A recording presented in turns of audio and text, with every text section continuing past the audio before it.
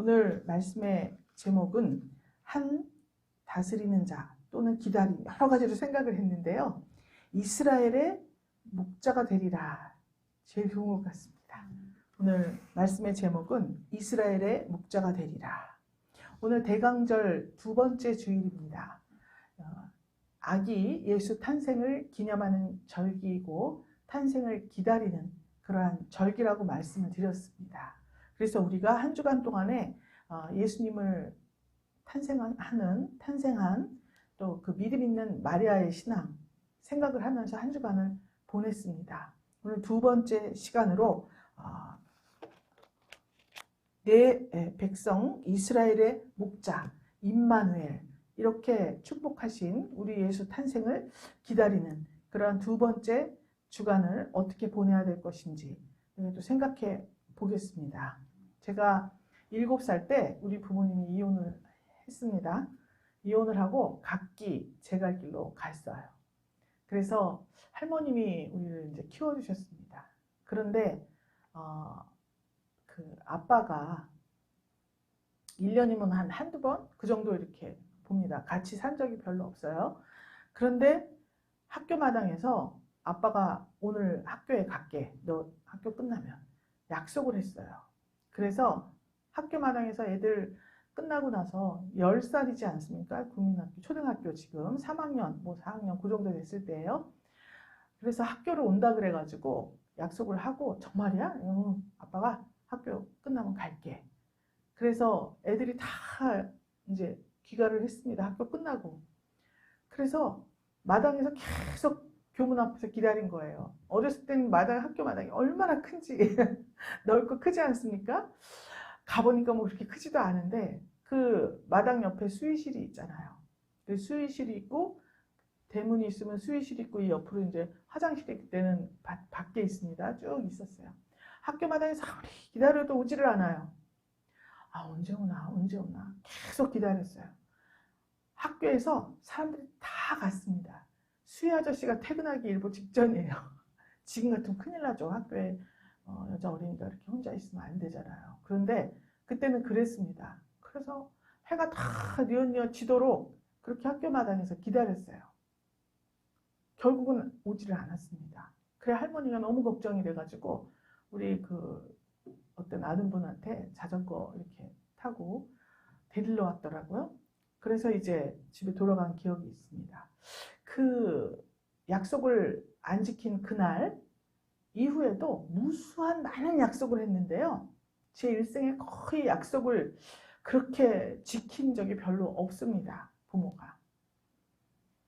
그런데 결혼을 했지 않습니까? 아빠들은 원래 그런 건 줄 알았습니다. 정말.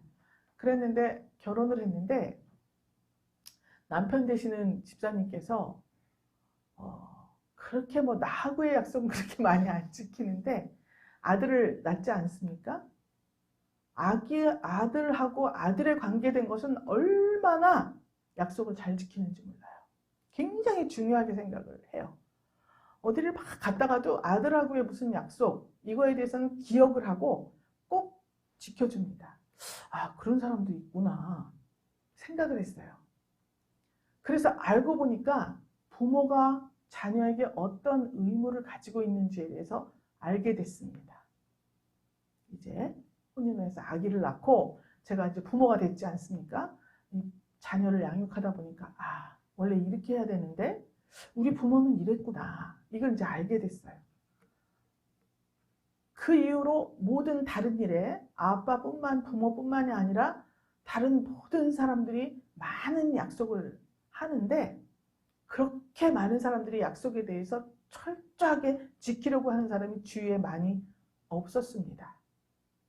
그런데 하나님 아버지, 내 아버지는 나를 버렸어도 하나님 아버지는 나를 영접하시리니 라는 말이 성경 어딘가에 있습니다. 그 어린이가 10살, 11살 이 정도 되니까 제가 어렸을 때 동네 교회에 가서 성탄절 즈음해서 갈 때마다 가서 맛있는 빵을 타 먹었다 그랬죠?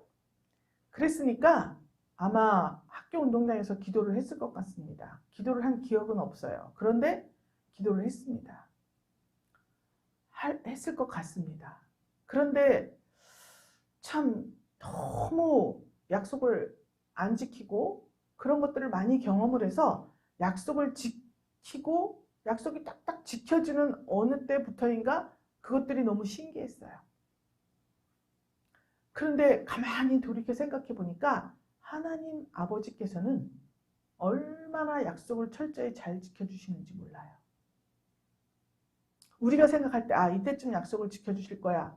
그때는 우리가 정했기 때문에 그때는 안 지켰다고 생각할지 모르지만 시간이 흘러서 보니까 하나님의 때에 하나님이 말씀하고 약속해 주신 것은 꼭 지켜주셨던 거예요. 그래서 여러분 하나님 안 보이시죠? 저도 보이지 않습니다. 그럼에도 불구하고 천국 보입니까? 보이지 않습니다. 그럼에도 불구하고 하나님께서 주 예수를 믿으라. 너와 내 집이 구원을 얻으리라 그랬습니다. 그 말씀을 믿고 우리가 신앙생활을 하는 거예요. 제 일생을 통틀어서 약속을 따박따박 잘 지켜주는 부모 밑에서 자라서 약속을 따박따박 잘 지키는 사람들 틈에 섞여서 그렇게 살았다면 주님이 그렇게 좋으신 분인 것을 잘 몰랐을 것 같습니다. 환경이 불우했기 때문에 하나님께서 그렇게 지켜주시는 약속 하나하나가 소중하고 그것이 너무 신뢰가 가고 앞으로 무수한 약속을 받았는데 그 약속들이 반드시 지켜질 것을 믿는 믿음이 날마다 더해가는 거예요. 그래서 이 세상을 향하여서 실망했던 어린이가 하나님 아버지의 약속을 꼭 붙들고 신앙생활을 하고 인생을 살아가다 보니까 목회까지 하게 됐습니다. 할렐루야. 아멘. 그러니 사람들이 약속을 안 지킨다, 누가 약속을 안 지킨다, 뭐 어떤다 그런 것에 대해서 우리가 그렇게 실망을 하거나 그렇게 정죄를 하거나 그러고 싶은 마음이 별로 없습니다. 가장 약속을 잘 지켜야 할 부모가 그런 부모 밑에 있었기 때문에 별로 사람들에게 그렇게 많은 실망은 하지 않아요. 그래서 하나님 아버지께는 실망한 적이 없어요. 그러니까 여러분 이 세상에서 가장 귀한 것이 무엇이겠습니까? 가족보다 굴육 지침보다 무엇보다 하나님이 가장 소중하지 않겠습니까? 여러분도 그런 경험을 저는 어린 시절부터 했지만 아마 어느 때 즈음부터인가 그런 경험을 하셨기 때문에 주일이면 모든 일을 제치고 예배당에 나와 앉아있고 또 평일에도 아침부터 밤까지 또 꿈속에서라도 주님과 함께 하기를 기도하고 그렇게 신앙생활을 하시는 것 아니겠습니까? 이런 여러분들을 축복합니다. 오늘 우리가 대강절 주님을 기다리는 절기에 도대체 뭘 기다리냐 이걸 알아야 되지 않겠습니까? 무엇을 기다리고 왜 기다리고 기다리는 동안에 무슨 일이 우리에게 일어나는지 이것들을 다 알아야 됩니다. 멍청하게 앉아서 기다린다고 되는 것은 아니에요. 반드시 기다리는 기간을 주신 것은 그 기간 동안에 우리가 깨달아야 할 것이 있기 때문에 기간을 두는 겁니다. 그렇죠? 오늘 이 2장 6절 한 절만 택했지만 하나님께서 선지자들을 통하여 말씀을 한 거예요. 유대국을 중에 가장 작지 않은 그 베들레헴 거기에서 한 다스리는 자가 나오고 내 백성 이스라엘의 목자가 될 것이다 라고 선포를 했습니다. 그런데 이 선포는 언제 시작됐는지를 알아야 해요. 기원이 뭐냐. 이렇게 되었더니 사람들이 다 이것을 믿고 있었습니다. 하물며 이방 왕 헤롯 왕 그들도 믿고 있었어요. 날 것이다 그랬더니 그래? 언제야? 어디야? 막 이랬잖아요. 믿는 거예요. 선지자들이. 우리만 믿는 게 아니에요. 그들도 믿어요. 그렇죠? 그 믿음이 어디서 나왔냐는 거죠. 왜 그들은 하나님을 멸시하고 자기들 마음대로 살면서도 이렇다 하면 그것을 믿는 거예요. 왜 믿느냐? 태초부터 범죄하기 전부터 하나님의 생기를 우리 안에 불어넣으셨잖아요. 그렇기 때문에 우리의 영은 다 알고 있는 겁니다. 믿어지는 거예요. 자기도 모르게. 그럼 어떻게 기원이 되었는가? 우리 그것들을 생각해야 됩니다. 예수를 기다리는 이유 첫 번째로 우리가 생각할 때 왜 기다리십니까? 하나님이 약속하셨기 때문에 믿는 거예요. 하나님이 보내준다고 그랬기 때문에 믿는 거예요. 그러면 마리아에게 나타나서 야, 네가 아기를 가질 텐데 이름을 임마누엘이라 해라. 그때부터 믿었습니까? 아닙니다. 그 전부터예요. 그 전부터 믿었으니까 그날 말했을 때 내가 기다리던 그분이 진짠가 보다. 그분이 나를 통해서 이렇게 된 거지 하나도 그때 약속을 받아서 아멘 그런 건 아니거든요. 기원이 어디냐면 창세기 3장 15절입니다. 아담이 하와가 준 사과를 먹고 선악과를 먹고, 그렇죠? 하와는 뱀이 시키는 대로 선악과를 먹었습니다. 그때 하나님께서 아담아 부르셔서 너 어디 있니? 부르시고 나서 아담에게는 평생 너 땀 흘려야 돼. 하와에게는 뭐라 그랬죠? 잉태하는 고통이 있을 거야. 그리고 너는 평생 지아비를 사모해야 된다. 남편을. 이렇게 말씀했죠? 그런데 뱀에게 말씀했습니다. 뱀, 내가 너로 여자와 원수가 되게 하고 너의 후손도 여자의 후손과 원수가 되게 하리니 여자의 후손은 내 머리를 상하게 할 것이요 너는 그의 발꿈치를 상하게 할 것이니라 말했습니다. 그죠? 자, 여자의 후손이라고 했어요? 그때 약속하신 거예요. 여자에게서 후손이 나는데 그가 만국을 다스릴 남자라는 거죠. 그래서 4,000년이 지난 후에 4,000년의 세월 동안 이스라엘 뿐만이 아니라 모든 사람들은 여자의 후손을 통해서 만국을 다스릴 남자가 날 것, 그리고 우리를 구원할 메시아가 날 것, 이것에 대한 생각을 가지고 있었습니다. 근데 4,000년이 지난 후에 이것이 마리아에게 고지가 된 거예요. 그래서 다윗의 후손으로부터 나온다 그랬기 때문에 다윗 가문의 여인들은 전부 다 메시아, 혹시 나에게서 이런 생각을 다 가지고 있었던 때예요. 메시아 대망 사상이라고 합니다. 그때 그 약속을 믿었어요. 영원한 하나님의 계획이에요. 하나님의 경륜을 믿은 거예요.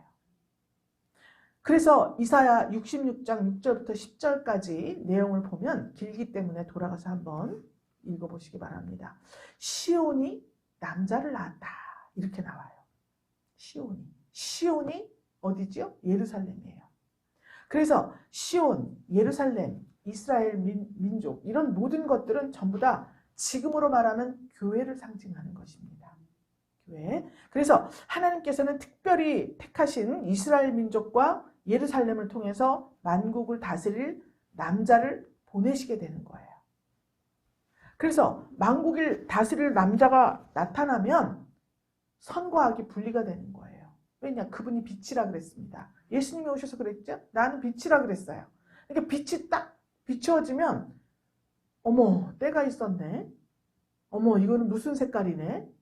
여기는 물이고 여기는 바다고 여기는 흙이고 뭐 이게 다 나타나는 거예요. 빛이 비추면. 그렇죠? 그렇기 때문에 알게 된 거예요. 선이신 만국을 다스릴 남자 예수가 나타나면 그동안에 선인 척하고 좋은 척하고 상식이라고 생각했던 것들이 악으로 갈라지게 되는 거예요. 구별이 되는 거예요. 그래서 이사야 66장 10절에는 하나님의 자녀들은 다 기뻐하고 즐거워했다 그랬습니다. 시온에서 남자를 낳았더니 다 기뻐한 거예요. 그러면 지금 우리 하나님의 자녀라고 불리우는 성도들, 그리스도인들은 예수님이 탄생하신 이 절기가 기쁠까요? 안 기쁠까요? 굉장히 기쁘잖아요. 그런데 하나님을 알지 못하는 자들은 성탄의 의미를 몰라요. 그리고 그냥 내가 즐기는 날인 줄 압니다. 우리도 그랬잖아요. 크리스마스 다 선물 주고받고 가서 놀고 밤새도록 놀고 막 이런 거 좋아하는 이 즐기는 날인 줄 아는 거예요. 또 한 부류가 있습니다. 인간을 멸망에 빠뜨려 버렸어요. 사단 마귀가. 그들은 자기를 심판할 메시아가 태어나는 것을 극도로 싫어합니다. 그렇겠죠? 메시아가 나타나면 내가 잡고 있던 권세가 다 무너지는 날이에요. 심판을 당하는 날이거든요. 싫어해요. 그래서 적극적으로 방해를 합니다. 그래서 이 메시아를 출산할 여자를 가만두지 않아요. 그리고 원래 사단은 처음부터 하나님이 세상을 향한 계획을 방해해 왔기 때문입니다. 아담에게 뭐라 그랬죠? 에덴을 다 특별히 창설하셔서 아담에게 주셨습니다. 네가 다스리고 지키고 섬겨라 그랬습니다. 뭘 어떻게 네가 뭘 만들어라 이런 게 아니야. 그냥 다스리고 지키고 관리인, 경작자 이 사명을 주신 거예요. 그러면 우리는 고민도 없겠죠? 그리고 경쟁할 필요도 없겠죠? 주님이 다 주신 거니까 골고루 주셨으니까 다스리고 관리하고 지키기만 하면 돼요. 그런데 그만 이 사단 마귀가 그 세상을 향한 하나님의 계획, 하나님의 형상을 닮은 인간이 관리자로서 경작자로서 살아야 할 계획을 가지고 계신 것에 대해서 방해를 한 겁니다. 그래서 그만 타락을 하게 만든 거잖아요. 그렇죠? 그래서 가인이 아벨을 죽입니다. 노아 시대에 홍수가 나서 모두 다 수장돼 버리도록 인간의 타락을 조장해요. 얼마나 타락을 했는지 내가 정말 인간 지은 것을 내가 한탄한다 하실 정도로 인간 세계가 극도로 타락을 했어요. 그렇게 만든 거예요. 또 바벨탑 사건이 났죠? 하나님께 도전하게 만들었어요. 하나님이 창조하신 이 세계 속에서 하나님께 영광을 돌리는 것이 아니라 바벨탑을 쌓아서 네가 영광을 받아, 네 이름을 네가 내, 이렇게 사단 마귀가 하나님께 도전하게 만든 거예요. 이렇게 방해 공작을 펼쳐요. 그러니까 예수를 출산하고 예수를 잉태한 아기를 핍박하는 그런 사단의 계획이 실행이 되는 겁니다. 잉태하는 순간. 그렇죠? 그 내용이 요한계시록 12장에 나와 있습니다. 12장을 한번 다 펼쳐보세요. 요한계시록 12장. 자, 예수를 출산해야 할 교회의 모습이 어떤가? 예수를 잉태할, 즉 마리아가 예수를 잉태했죠? 어떻게 살았는지, 출산하고 나서 무슨 일이 있었는지 신약 다 기록이 되어 있습니다. 그럼 그것을 지금 마리아가 교회의 역할이에요. 이 교회에서는 예수를 잉태하고 예수를 출산하는 것이 어떤 것이냐면 교회 예배당에 들어온 사람에게 예수를 가르칩니다. 전파합니다. 그리고 세상에 내주었던 내 마음밭을 다 치유를 하는 거예요. 그래서 그들을 통해서 이 예배당 안에 들어와서 교육받고 또 전파하고 치유받은 그들을 통해서 예수가 나타나야 되겠죠? 내 삶 속에서 예수가 증거돼야 돼요. 그것을 보고 예수를 출산했다 이렇게 비유로 표현을 하게 되는 겁니다. 그러니까 지금 이 분이엘 교회는 뭐죠? 예수를 잉태하고 있습니다. 그래서 출산을 해야 돼요. 그래서 출산을 해서 여러분들을 통해서 예수가 증거돼야 되기 때문에 가르치고 또 회복도 시키고 치유도 해주고 이렇게 하는 것 아니겠습니까? 그래서 나타나야 되거든요. 그러기 위해서 이 사단 마귀가 엄청난 방해 공작을 한다는 거예요. 어떻게 방해 공작을 하냐? 가인과 같은 마음을 갖게 만들고 성도에게. 또 노아의 홍수 시대에 노아 가족만 구원을 받았죠? 나머지 사람들과 같이 먹고 마시고 시집가고 장가가고 자기의 정욕을 따라 살도록 조장을 합니다. 그리고 하나님의 말씀을 순종하게 만드는 것이 아니라 자기의 모든 먹고 마시고 시집가고 장가가고 자기가 하고 싶은 모든 일들을 하는 후원자로서의 하나님을 만들어요. 교회 안에. 그럼 타락을 하는 거 전부 수장돼 버리는 거죠. 바벨탑을 쌓아야 된다. 돈을 많이 내야 돼. 시간을 많이 들여야 돼. 공을 들여야 돼. 어떻게 해야 돼. 이렇게 해야 돼. 그 모든 행위로 의를 삼아서 공로를 나타내고 공로를 드러나고 주장하게 사단 마귀가 만드는 거예요.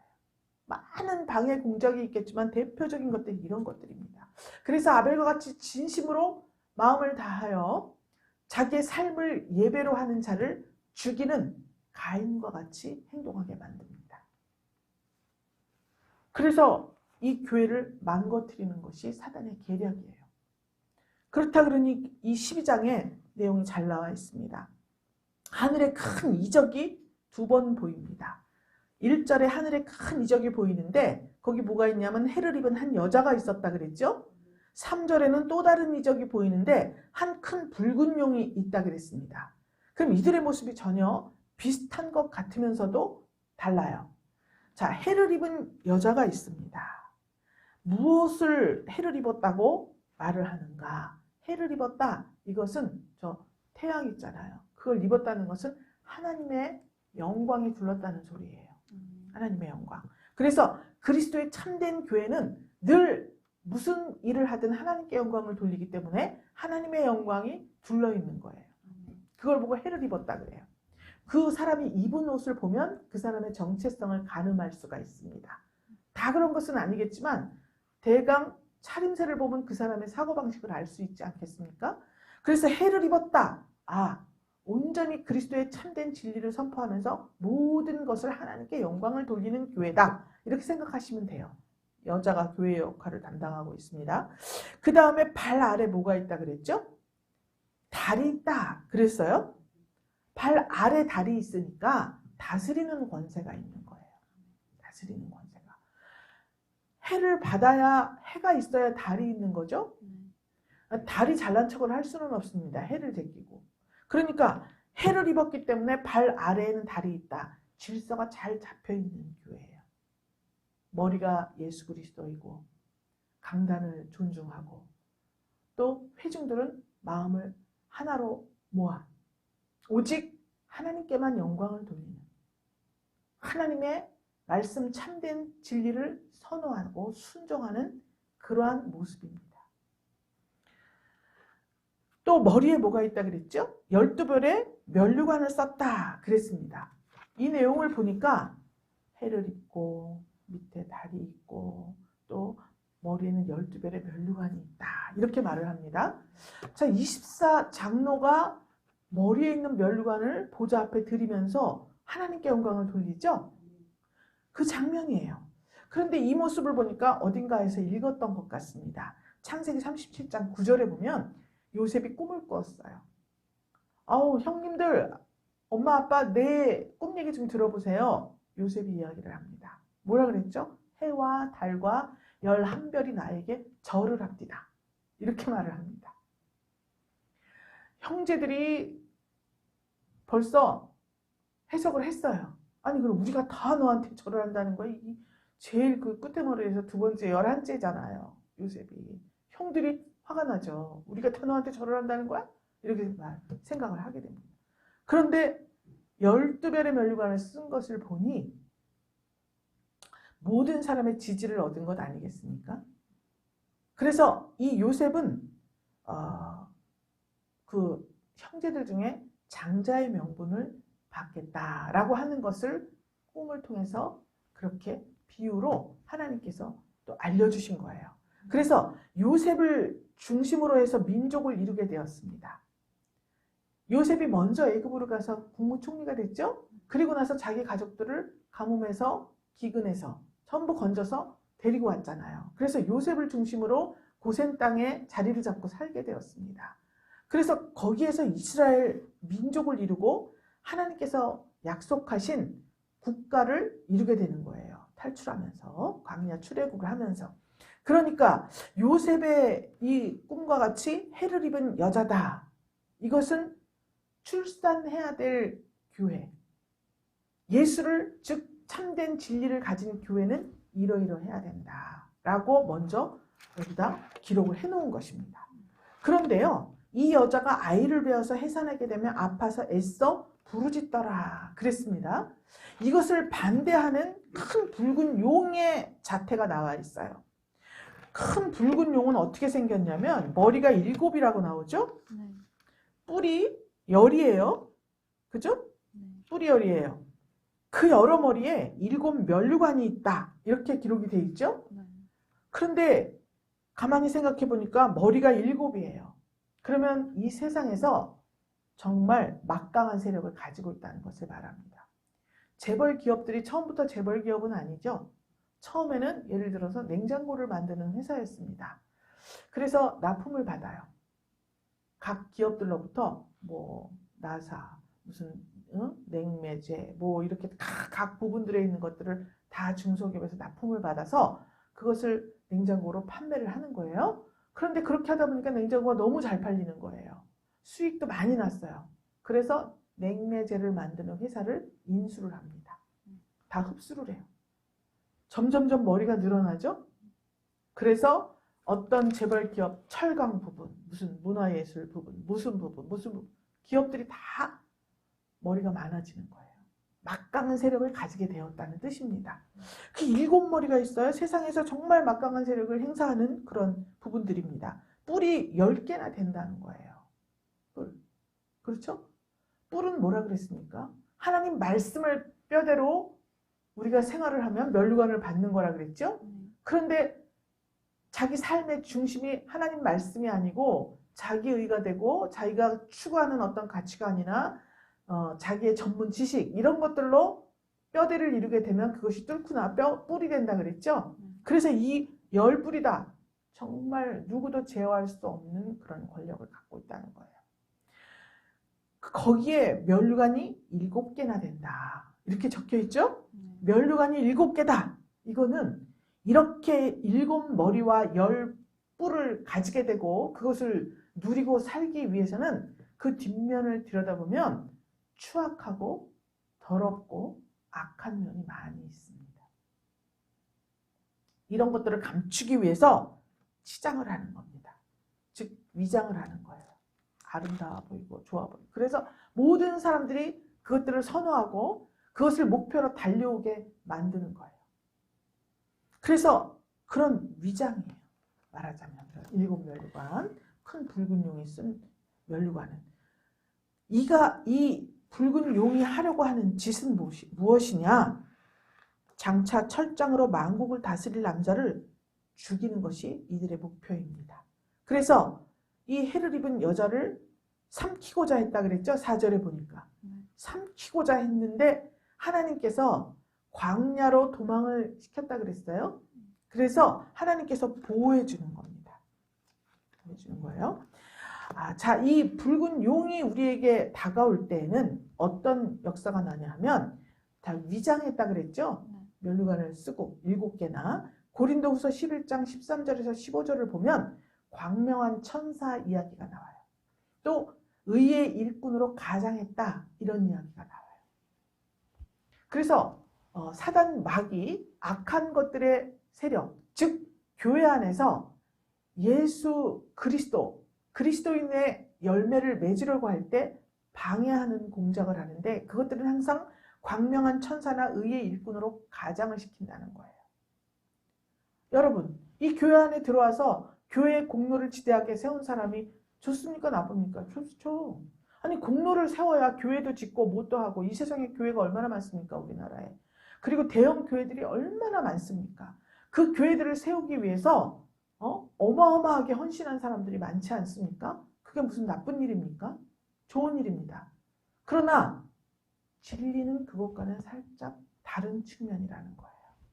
그렇게 섬기고 공을 세우지만 그리스도의 진리를 바로 알고 있을 때 어떻죠? 핍박이 있는 거예요. 핍박. 그런데 그것이 다라고 위장을 시키는 거예요. 다라고. 그래서 의의 일꾼을 칭찬하고 천국 가면 앞자리에 앉겠어. 아무개 장로는 헌금을 많이 하고 교회 일이라면 물불을 안 가리니까 천국 앞자리에 앉겠어. 이게 위장시키는 겁니다. 의의 일꾼으로. 주님을 위해서 모든 것을 바친 것은 훌륭한 일입니다. 희생을 한 것은 칭찬할 만한 일이에요. 그러나 천국 앞자리일지 아닐지는 주님이 판단하시는 것입니다. 그런데 그것을 의의 일꾼 광명한 천사를 가장을 해서 칭찬을 해주고 마치 천국 앞자리를 차지한 것 같은 그러한 뉘앙스를 풍기면서 그렇게 유도를 한다면 그것은 이 붉은 용에 해당하는 거예요. 여러분. 주님이 하신 겁니다. 모든 것은. 여러분 내가 시간을 내도 시간을 낼 수가 없어요. 그렇죠?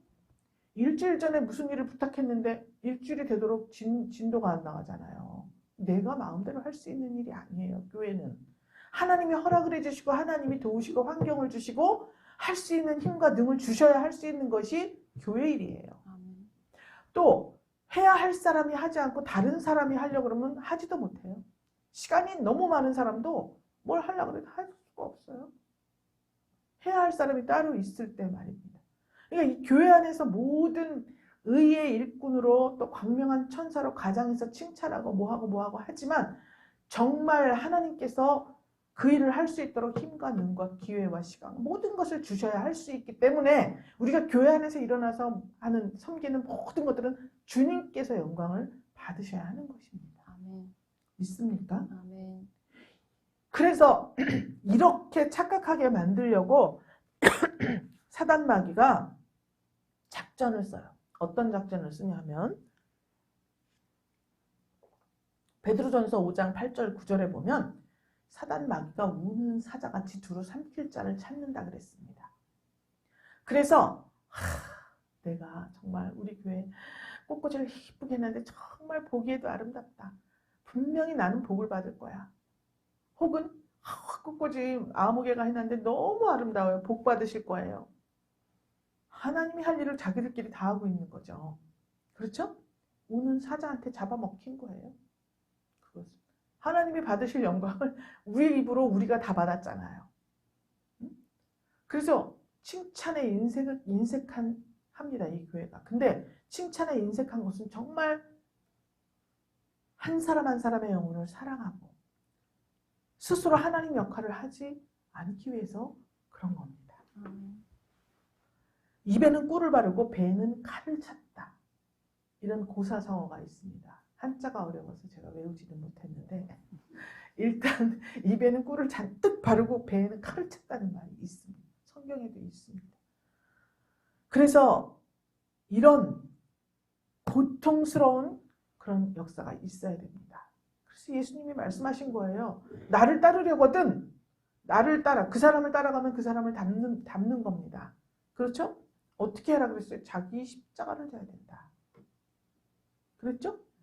자기 십자가를 져야 된다. 그랬습니다. 자기 십자가가 뭐예요? 죽으라는 거잖아요. 죽어라. 너의 모든 색깔을 다 버려라. 오직 예수님 색깔만 나타나야 된다. 이 말씀을 하고 있는 겁니다. 그래서 사단 마귀가 고통스러운 거예요. 죽는데 쉬운 일이 어디 있습니까? 여러분들이 하나님 말씀에 합당한 삶으로 순종하려니까 얼마나 고통스러웠어요. 뭐가 고통스러웠죠? 나와의 싸움이 고통스러웠잖아요. 그렇죠? 나 이럴 때는 좀 내가 나타나서 내가 했는데 막 이러고 싶은데 참 안 할래니까 속으로 왜 말을 안 해주는 거야. 내가 했다고 말해주는 거야. 이런 생각을 하게 되면 그게 바로 고통이에요. 실제로 몸으로 고통, 물질적으로 고통, 환경으로 고통, 모든 것의 고통을 다 우리가 당해야 됩니다. 그러나 하나님께서 보호하시고 도우시는 역사가 있다는 거예요. 왜냐? 이 해를 입은 여자가 광야로 갔을 때 하나님이 돌보셨습니다. 그래서 이 사단 마귀가 여자와 아들을 삼키려고 물을 입으로 강같이 토해냈다 그랬어요. 물은 말씀을 의미하잖아요. 진리를 의미하잖아요. 그런데 용의 입에서 나온 진리는 세상에 속한 것입니다. 참 진리가 아니에요. 그걸로 덮으려고 할 때 땅이 갈라지면서 그 물을 다 삼켜버렸다 그랬어요. 그렇죠? 보호하심이에요. 거기 물들지 않도록 하나님께서 보호해 주신다는 거예요. 왜죠? 해를 오기 보기 때문에 그렇습니다. 그래서 결론적으로 성도가 진정한 그리스도인으로 변화되는 것을 예수를 출산하는 것으로 비유를 한다면 이것을 가장 두려워하는 부류는 사단의 세력입니다. 그래서 자기들을 심판하실 예수 탄생을 두려워하는 거예요. 이 사단 마귀가 혈안이 돼서 성도를 고통 속으로 몰아가고 방해를 합니다. 그렇지만 하나님께서는 군대 장관이신 예수 그리스도를 파송해서 싸워주시고 반드시 승리하게 만듭니다. 그래서 요한복음 12장 31절에는 이제 이 세상에 심판이 이르렀으니 이 세상 임금이 쫓겨나리라 선포했습니다. 우리는 이 약속을 믿는 거예요. 그래서 예수 탄생을 기다리는 거예요. 나를 통해서 예수가 증거되기를 그날이 오기를 기다리는 거예요. 왜? 하나님이 세상 임금은 쫓아내고 나를 통해서 반드시 예수를 증거하게 만들겠다고 약속해 주시는 거예요. 이게. 그 약속이 없으면 기다릴 수가 없습니다. 고통도 이길 수가 없어요. 고통 속에서 하나님이 지켜주신다. 예수 군대 장관, 천군 천사가 미가엘 군대 장관이잖아요. 예수 그리스도예요. 그분을 나에게 파송해서 지켜주신다. 이 믿음이 없으면 고통에 맞서 싸울 힘이 없어요. 그렇죠? 그래서 성도는 믿음으로 말미암아 살리라 고백을 하게 되는 겁니다. 여러분, 예수 나심을 기다리는 이 대강절, 귀한 절기에 성도가 알아야 할 것은 하나님이 누구신지 알아야 됩니다. 예수가 누구신지, 내가 기다리는 예수가 누구신지, 무엇을 의미하는지, 내가 누구인지 이런 것들을 확실히 알아야 합니다. 그래서 믿음 충만, 성령 충만, 말씀 충만 이것을 이루어서 반드시 승리하시는 저와 여러분 분유의 교회가 되시기를 주 예수 그리스도의 이름으로 축복합니다. 아멘. 사랑해 주님 감사드립니다. 하나님의 나라를 향하여 달려가는 광야 교회들을 축복합니다. 극심한 고통과 방해 속에서도 여전히 강건함과 평안함으로 진군하는 것은 오직 전능하신 하나님 아버지의 은혜와 사랑을 입은 것을 고백합니다. 또 감사드립니다. 예수 나심을 기념하는 이 귀한 절기에 우리 사랑하는 분이엘 권속들 모두가 하나님이 누구신지, 자신이 누구신지, 우리가 기다리는 예수가 무엇인지 확실히 알 수 있는 귀한 주간이 될 수 있도록 주의 성령으로 함께하여 주시옵소서. 아멘. 축복하며 살아계신 예수 그리스도 이름으로 기도드렸습니다. 아멘. 아멘.